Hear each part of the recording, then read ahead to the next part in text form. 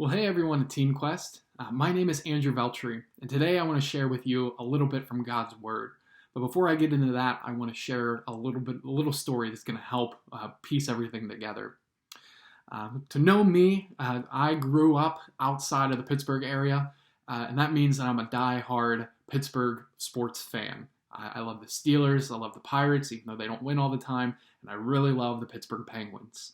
And one of my favorite players from the Pittsburgh Penguins that used to play for them is a guy by the name of Phil Kessel. And the reason that I like him is just because he's a fun guy and loves hot dogs. And there's big memes about that. But the biggest thing about him is a little bit of his story. A couple years ago at the last Winter Olympics, his sister, Amanda Kessel, was actually on the U.S. women's hockey team that won the whole thing, got the gold medal for the United States. And as they kept winning and winning and winning, they actually interviewed him multiple times about his sister and her abilities. But the funny thing about that came out of it is that when he was interviewed, they always have that bottom screen that tells the person's name and it gives a brief description about who they are. And for him, they had Phil Kessel, and for the description, they put brother of Amanda Kessel. And they didn't put NHL All-Star, NHL professional player. They didn't put world champion. They didn't put Stanley Cup champion, 2 times Stanley Cup champion, to be a matter of fact, because he was on the team for the Pittsburgh Penguins that won the Stanley Cup back-to-back. But instead they decided to put Amanda Kessel's brother.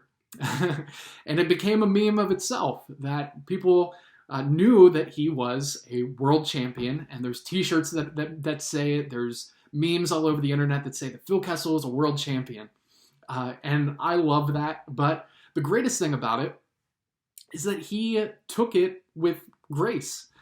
He didn't talk about himself. He didn't say, well, I do these great things. I've won the Stanley Cup, which every hockey player's dream is to win the Stanley Cup. And not only did I do that, I did it twice. No, he continually just talked about how great of a hockey player that his sister was and how proud of her that he was, and just pushed her and elevated her up instead of making it all about him. So not only is he a great hockey player, but I value him because of his attitude of how he handled those things, and just because of the funny memes about it too. But I share that story because of what I want to share from God's Word. I want to share the story of John the Baptist with you all from the book of John, chapter 3. This is a fairly well-known passage where Jesus begins his ministry by having John the Baptist baptize him. And the people of Israel, the people that God's chosen people, come to John the Baptist and ask them all about who he is. Or asking, is he this Messiah that they are looking for to save them from not only the Roman oppression, but to bring restoration from them and God? And they ask him because they believe that he might be this person. And he gives them a simple truth describing who he is and who Jesus is to them. And it's in John chapter 3, verse 30. And it says this, as he's describing exactly who Jesus is in relation to him. He says, talking about Jesus, he must increase, but I must decrease. He must increase, I must decrease. And for me, that is one of those mantras that I try to live by. That as I serve, as I lead people, that it's not about me. It's about who Jesus is and what Jesus has done in my life and what he can do for your life. So all of us watching this have been given different gifts, abilities, talents in our lives.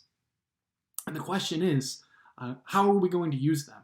Because if we're truly honest, God has given us all of those gifts, all those talents, all those abilities, all those passions.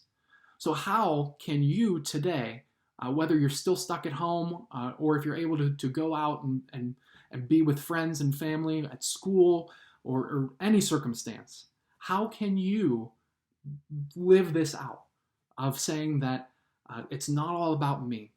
And this might look like if you play sports, that you're not gloating about the gifts and the talents that you have on the field or the court or wherever you play, that you play to the glory of God.